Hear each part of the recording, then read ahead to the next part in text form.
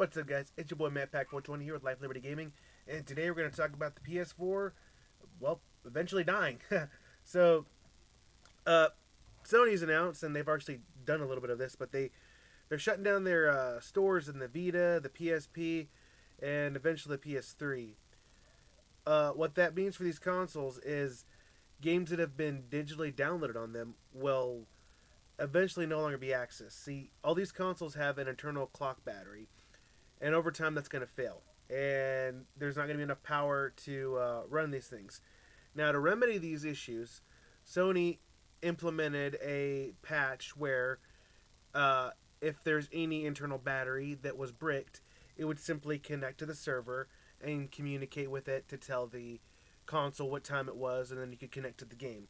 That's how Sony's able to verify games on consoles. Just verify the times on them.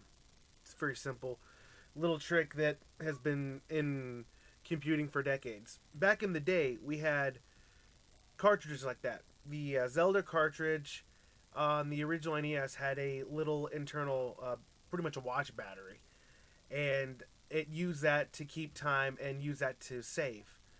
Uh, Very primitive to what the PlayStation does, but it was the same concept.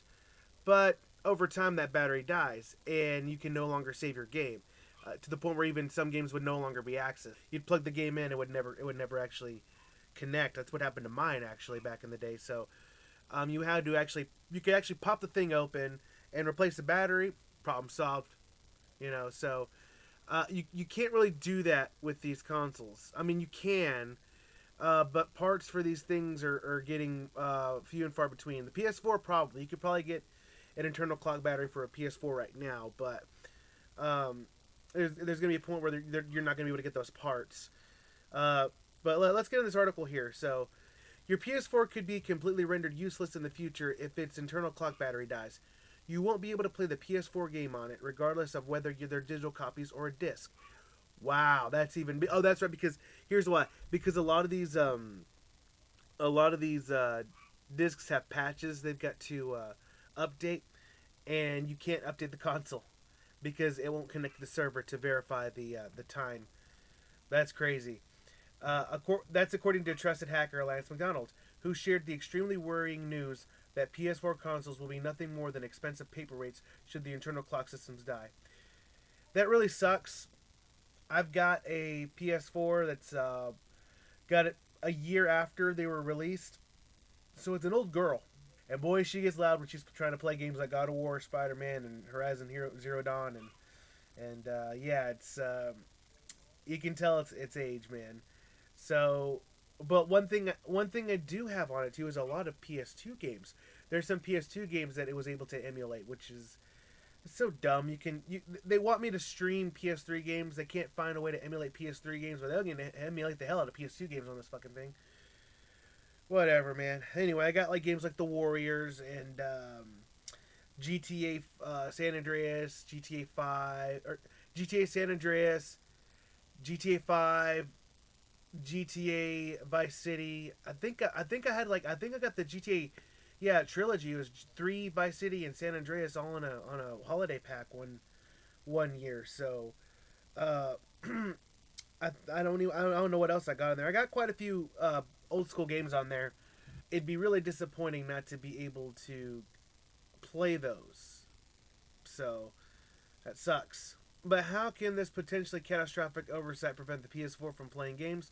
Well, it's apparently all tied to how trophies work, and more specifically, how the PS4 uses the console's internal clock to prevent users from manipulating PS4's trophy system. Yeah. Really? It's about the trophy system? Jesus. Whatever. McDonald goes on to say if your clock resets to 0, the only official way to correct it is to connect to PSN network, which implies that should Sony decide to do away with PSN in the future, as you wouldn't be able to correct the clock by connecting to PSN. Or you could buy an internal clock, which I don't even know where we'll find these. I guess maybe on eBay. Anyway, that's really all. I'll link the rest of this article, but I just wanted to get into that there a little bit. So it's it's kind of concerning. There were over 100 million of these. I'm not exactly sure about the number. I know it outsold the Xbox crazily.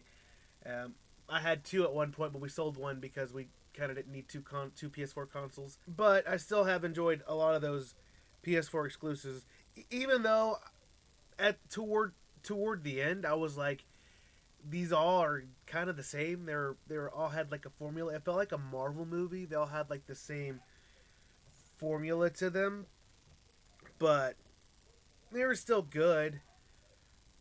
I would like PlayStation to do more than just these big blockbuster titles, like embracing westernized like blockbuster releases.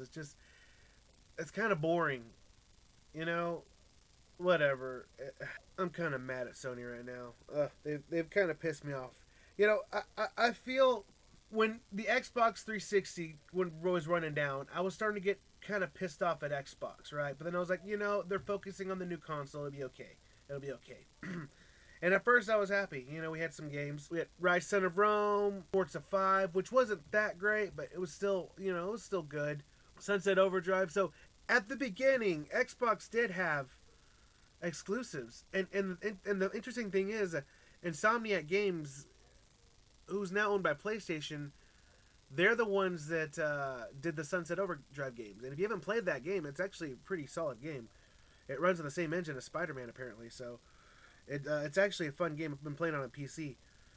But it was fun to play on Xbox back in the day. But yeah, they had their exclusives back in the day. So I don't know what happened, but they just stopped giving a shit. And Sony just kept on trucking.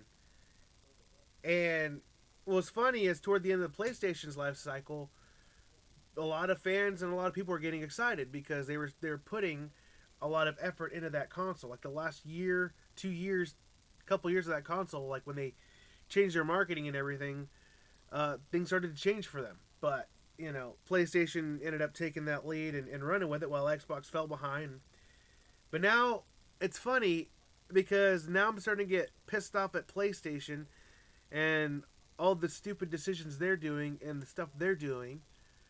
And I'm starting to really feel good about Microsoft and Xbox and what they're doing going into this generation, or starting in this generation off. Even though with the pandemic, there's not a whole lot of games, and I still get Sony ponies like, oh, we got all the exclusives. Oh, I was like, bro, you got like 4 games on that fucking thing. Forgive me for not giving a shit. And even if they do have more games right now than the Xbox, you can't even get either console, okay? Unless you want to overspend or unless you got a bot, okay? So I don't want to hear this. I don't want to hear this PlayStation has more games. Whoop de fucking do. I'm on PC. I got way more games than all y'all anyway. It's not the point. Okay, I feel better with Microsoft's decisions going into this generation. Well, we're going in. We're already at the start of this generation. At the start of this generation, than I do feel about PlayStation. That's just the truth of it. I don't know where we're gonna go with that, but it's just an odd parallel that. Back in the Xbox 360 days, I was starting to feel down on Xbox toward the end of the life cycle, and just things changed, and it's just I guess the pendulum's just swinging, and we'll see where we go with that. Nintendo's cool though; they still have their issues. Their online service crap. Their eShop is crap. There's but they're still doing better than PlayStation, in my book anyway. Anyway, that's all I got for you guys today. If you like what you see, like what you hear, go and like, share, subscribe. Follow me on the Twitter. I'm also on Gab, Minds. Hit me up on social media, and I'll catch you guys in the next one. Deuces.